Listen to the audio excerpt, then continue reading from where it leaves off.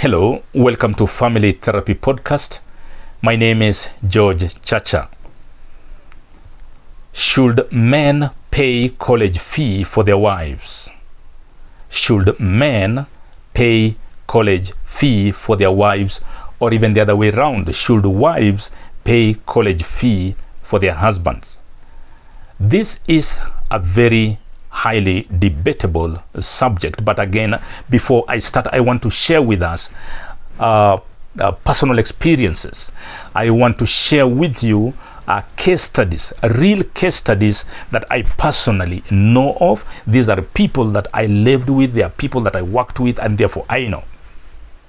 Back in my 20s, while studying as an aeronautical engineering student in Kenya Armed Forces Technical College in Embakasi Garrison, I had the opportunity to study or to be in the same class with a guy who was nearly necklaced with a burning tire for stealing from his fellow classmates.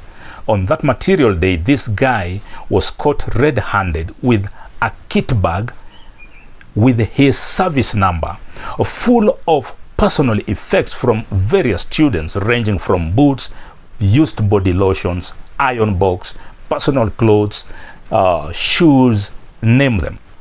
And on further interrogation, after he was rescued by the officer on duty from being necklaced with a burning tire, he explained, and we got to realize that he was sponsoring a girlfriend in a teacher's training college, and this girlfriend, he had kind of given her false impression that he is a big man in the military.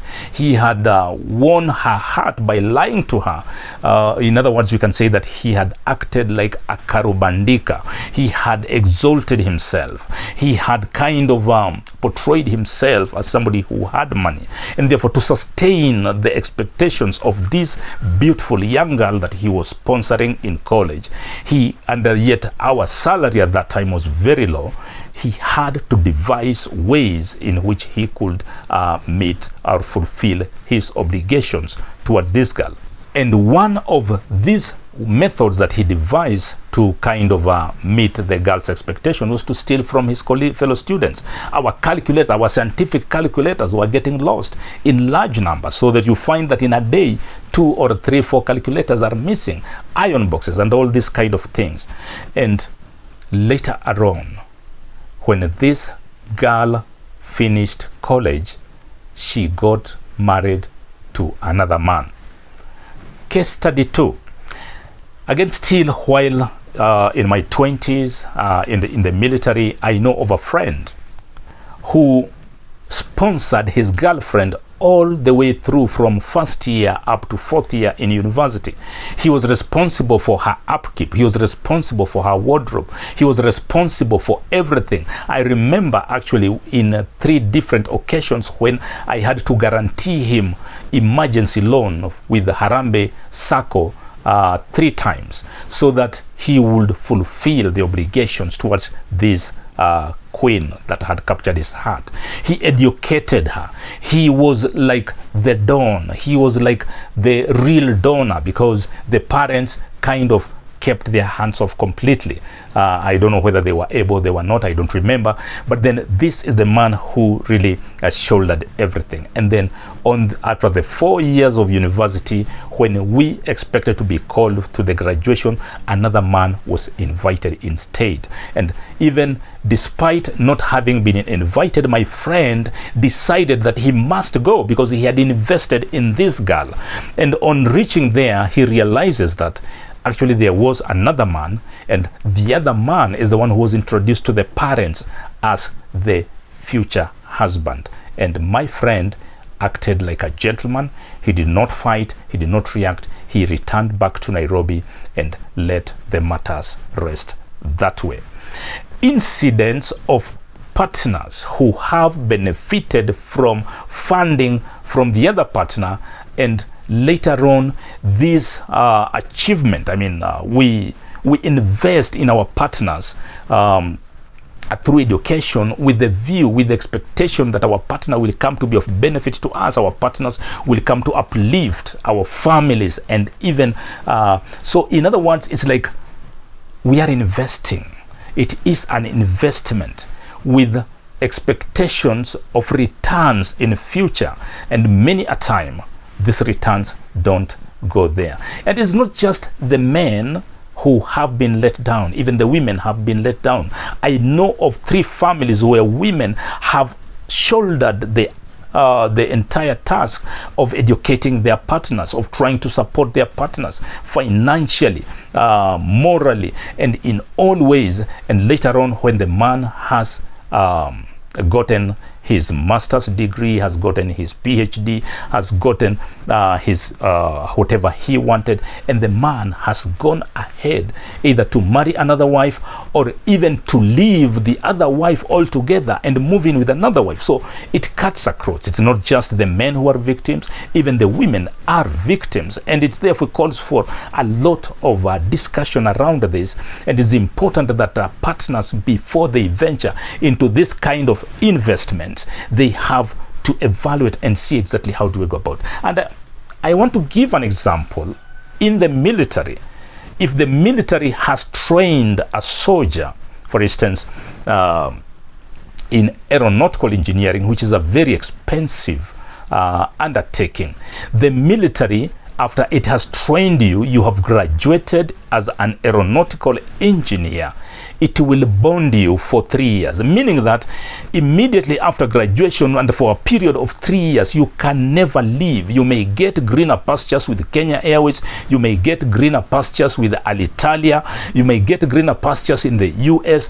You are bonded. You must bond. In other words, you sign a contract with the military that you cannot leave before the expiry of the 3 years.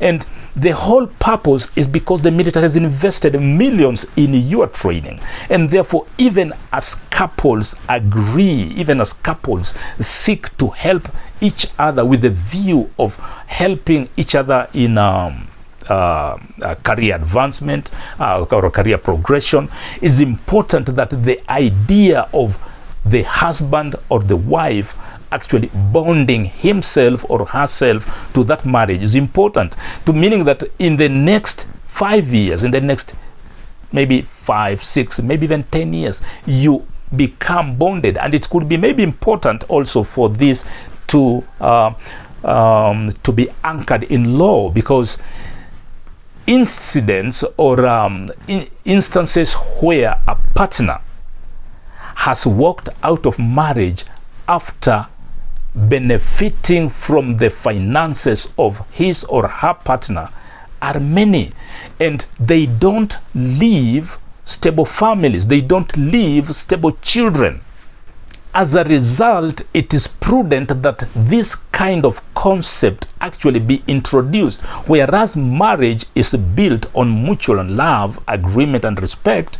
But then it's important to have it anchored in law, to the extent that if I'm going to walk out of marriage after my partner has sponsored me all through my education, if I'm going to walk out of marriage after my partner has actually sacrificed so much for my well-being, then it is just prudent that I should refund. Just like in the military, if you want to leave before your period of bonding of 3 years are over, the military gives you a leeway of paying back what you used, then they can release you. And therefore, it's important for us to get into this and maybe evaluate, so that we don't find ourselves where Stella, where the singer of Stella found himself. We are told in that song, it's a very popular and beautiful song, that a man sent his wife to Japan to study agriculture, and several years down the line used every resource that he had. He sold land, he sold his house, he sold his animals, he borrowed bank loans to sustain his wife in Japan. And 4 years after the course, as the wife was coming, and while he was at the airport waiting for his wife after so many years of absence, he sees his wife coming back with a half caste, a baby in her arms, and a 4 feet Japanese male person besides her. I mean, this is just a powerful message showing what sometimes partners may have to go through as a result of this. Therefore, let couples sit down to evaluate what is at stake. I know sometimes couples say, oh, you see, I can only take my wife to college if we have had maybe 1 or 2 children, because then they tend to think that actually the children will bond that wife from being married to another woman after she has progressed, after she has gotten promoted herself professionally.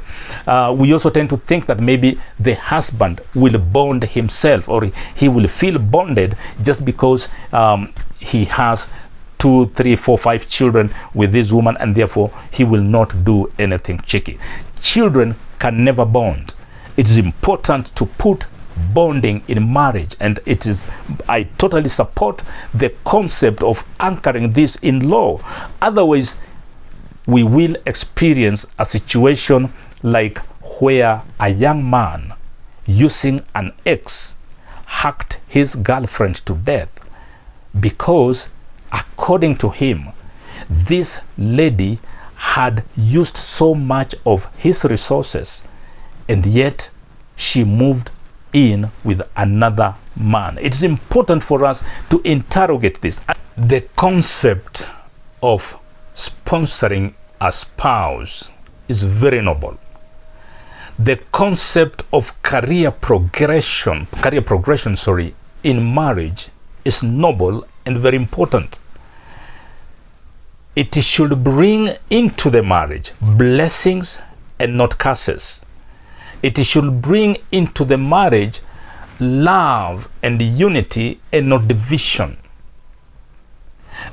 The issue as to how this achievement that have been acquired as a result of the support of a spouse or partner very much depends on one's integrity.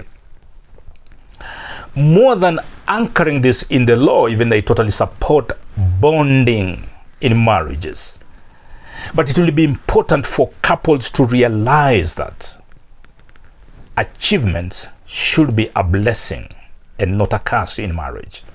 Achievement should draw partners and spouses together and not drift them apart. And to that partner who will set aside resources to support his or her partner with career progression for purpose of achievement, do it with minimal expectations, knowing that you're dealing with an imperfect human being who can change at the slightest angle, at the slightest opportunity, at the twinkle of an eye. We change. You take your partner to college expecting bliss and joy and happiness in marriage. That achievement will bring with it the most painful arrows that you could ever imagine. Therefore, it is important that when you're taking your partner to school, to college, don't have any expectations on him or her.